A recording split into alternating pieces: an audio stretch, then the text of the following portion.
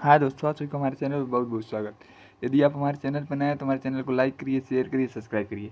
सबसे पहले हम इस प्रश्नावली 1.2 का कुछ महत्वपूर्ण प्रश्न है जिसको हम समझते हैं, परिभाषाएं हैं उसको समझ लेते हैं कि क्या क्या होता है। वास्तविक संख्या किसे कहते हैं, प्राकृतिक संख्या किसे कहते हैं, परिमेय संख्या किसे कहते हैं और अपरिमेय संख्या किसे कहते हैं। ठीक, चलिए हम पहले देखते हैं वास्तविक संख्या किसे कहते हैं। वास्तविक संख्या किसे कहते हैं, परिमेय संख्या और अपरिमेय संख्या दोनों को कौन संख्या कहते हैं, वास्तविक संख्या कहते हैं। लिखेंगे परिमेय वह संख्या दो, परिमेय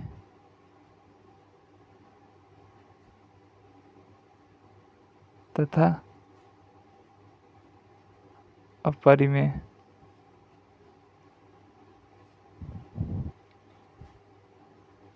दोनों संख्या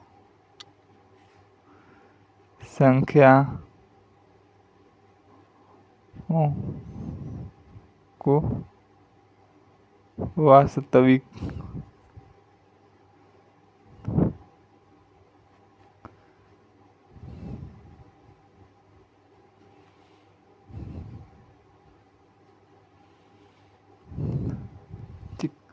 वास्तविक संख्या किसे कहते हैं, परिमेय संख्या, अपरिमेय संख्या दोनों संख्या को हम क्या कहते हैं, वास्तविक संख्या कहते हैं। अब समझते हैं परिमेय संख्या किसे कहते हैं। परिमेय संख्या जिसको देखिए वह संख्या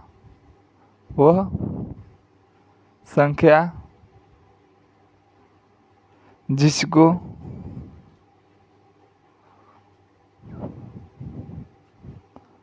हम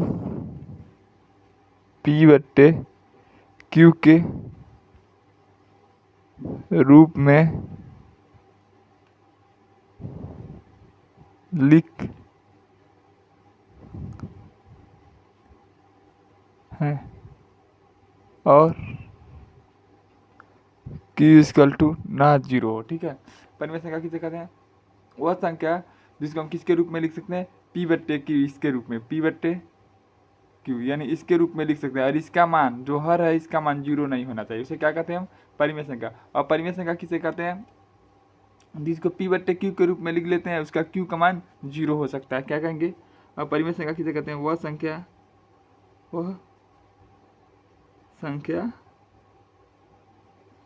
जिसको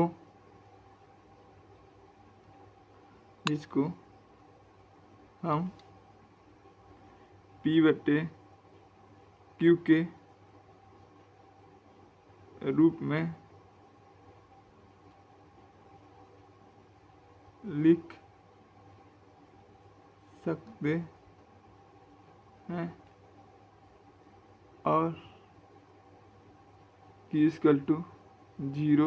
Q = 0 हो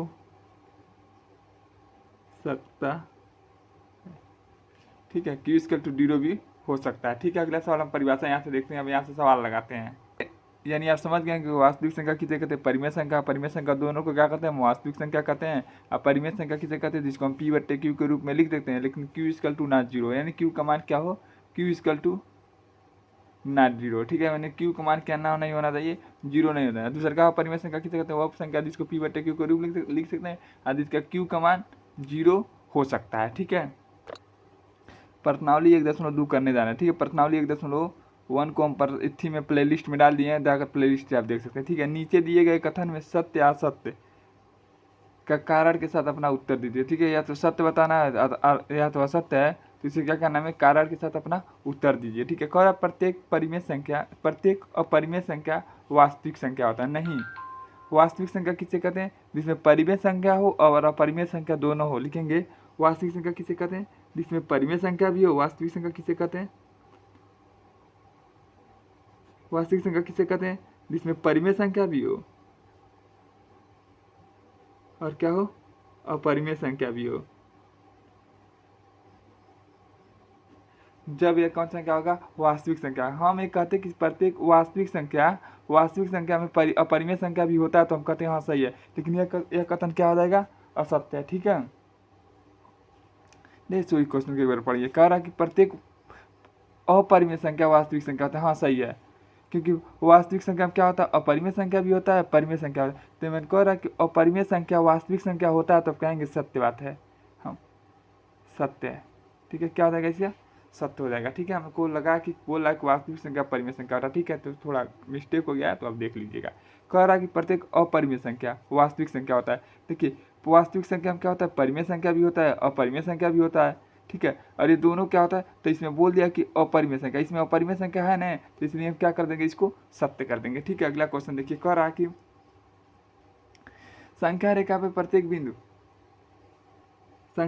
प्रत्येक बिंदु अंडर रूट m के रूप में होता है, जहाँ m एक प्राकृतिक संख्या है। तो इसको क्या कहेंगे, या क्या अंडर रूट में कौन सा संख्या, देखिए अंडर रूट क्या कर रहा है, अंडर रूट m के रूप में होता है, जहाँ m एक का है प्राकृतिक। मान लीजिए m का मान हम 1 रख दिए, तो इसका मान कितना आएगा, 1 आएगा। यह कह रहा है कि अंडर रूट में कोई संख्या, इसका मान प्राकृतिक संख्या कितना है, m निकल रहा है। ठीक है, यानी अलग होता रहा अंडर रूट से, यह अलग नहीं होगा, इसलिए क्या होगा, यह असत्य होगा, असत्य। अगला देखिए, दिया है प्रत्येक वास्तविक संख्या एक अपरिमेय संख्या आता है। देखिए, इसमें थोड़ा गलती कर दिया है। कह रहा है प्रत्येक वास्तविक संख्या आप जानबे करते हैं क्या क्या होता है। वास्तविक संख्या में कितना भाग होता है, 2 भाग, एक होता है परिमेय संख्या और एक होता है अपरिमेय संख्या। यहाँ पे गलती कर दिया, अगर यह आगे होता तो हम कर देते सही। ठीक है, लेकिन कह रहा है प्रत्येक वास्तविक संख्या अपरिमेय संख्या होता है। कह रहा है जितना भी संख्या है केवल यह होगा, यह नहीं होगा। लेकिन परिभाषा क्या होता है कि परिमेय संख्या और अपरिमेय संख्या दोनों मिलकर क्या बनाते हैं, वास्तविक संख्या। तो यह क्या होगा, आपका असत्य हो जाएगा।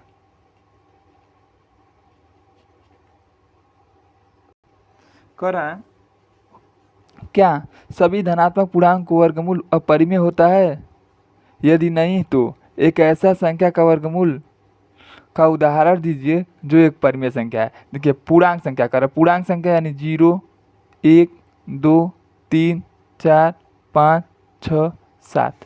इसको करते हैं, इसको अंडर रूट में करते हैं, इसको अंडर रूट में करते हैं, इसको अंडर रूट में करते हैं, इसको अंडर रूट में करते हैं, इसको अंडर रूट में करते हैं, इसको अंडर रूट में करते हैं, इसको अंडर रूट में करते हैं, इसको अंडर रूट 6 है, 7 है, यह 8 होगा, फिर अंडर रूट 9।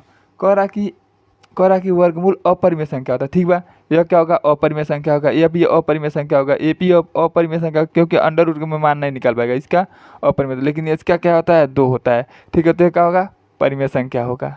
ये भी अपरिमेय संख्या होगा, ये भी अपरिमेय संख्या होगा, ये भी अपरिमेय संख्या होगा, ये भी अपरिमेय संख्या, और फिर यह क्या हो जाएगा, परिमेय संख्या, क्योंकि इसका कितना होता है, 3 होता है। ठीक है, उदाहरण इसी तरह देना है। ठीक है, कह रहा कि कोई उदाहरण दे दीजिए परिमेय संख्या का। तो परिमेय संख्या क्या होगा, एक 2 होगा, अंडर रूट 4 होगा और अंडर रूट 9 होगा, यही इसका क्या हो जाएगा, आंसर हो जाएगा। ठीक है, अगला सवाल देखिए,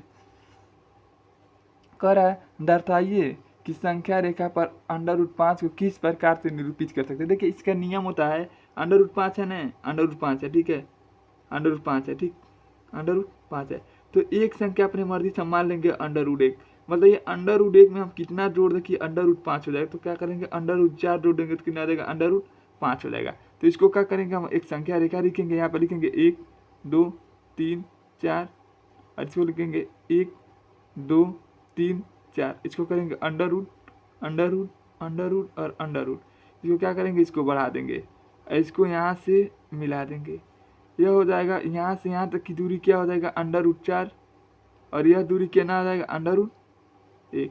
यह इसका क्या हो जाएगा, आंसर हो जाएगा। ठीक है, देखिए अंडर रूट 4 और 1 मिलकर कितना हो जाएगा, अंडर रूट 5 हो जाएगा।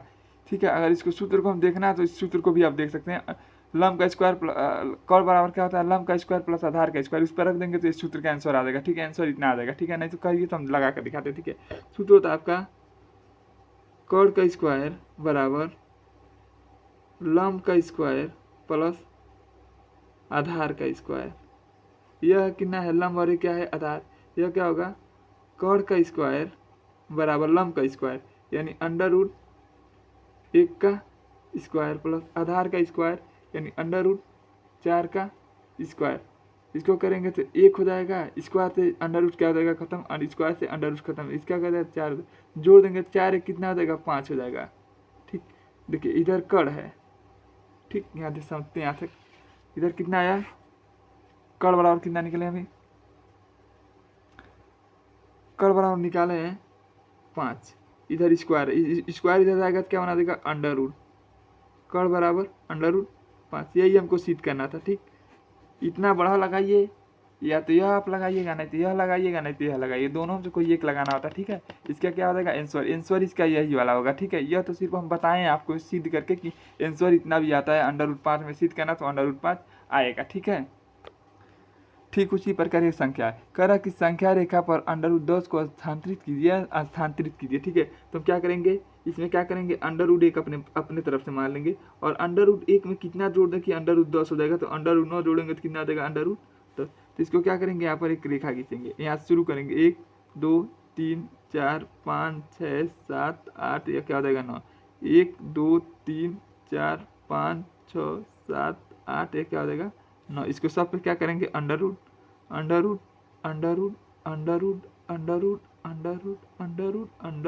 क्या हो जाएगा √ यहाँ क्या करेंगे हम, ये कितना है √1, इसको कर देंगे √1, इसको क्या करेंगे हम यहाँ से मिला देंगे, ये इसका क्या हो जाएगा आंसर हो जाएगा। और इसको हम फिर से देखना चाहते हैं कर्ण के हिसाब से, तो क्या लिखेंगे यहाँ पर, कर्ण का स्क्वायर बराबर लंब का स्क्वायर प्लस आधार का स्क्वायर। देखिए या तो इसको लगाएंगे, नहीं इसको लगाएंगे। ठीक है, तो क्या करेंगे, इसको देखिए लंब इसका कितना है √1 का स्क्वायर, आधार कितना है √9, यहाँ से यहाँ तक की दूरी कहना है √9 का स्क्वायर बराबर है कहना है कर्ण का स्क्वायर। यह क्या है, कर्ण का स्क्वायर, स्क्वायर से स्क्वायर खत्म, स्क्वायर से √ खत्म, 1 और क्या हो गया 9, 1 और 9 मिलकर कितना होगा 10, यह होगा 10। स्क्वायर इधर आएगा तो क्या बना देगा √ बना देगा, क्या बना देगा, कर्ण बराबर √10। यही हमको क्या करना था, सिद्ध करना था। देखिए यही हमको सिद्ध करना था। ठीक है, संख्या रेखा पर। ठीक है, तो यही इसका आंसर हो जाएगा। यदि आप हमारे चैनल पर नए हैं तो हमारे चैनल को लाइक करिए, शेयर करिए, सब्सक्राइब करिए। धन्यवाद।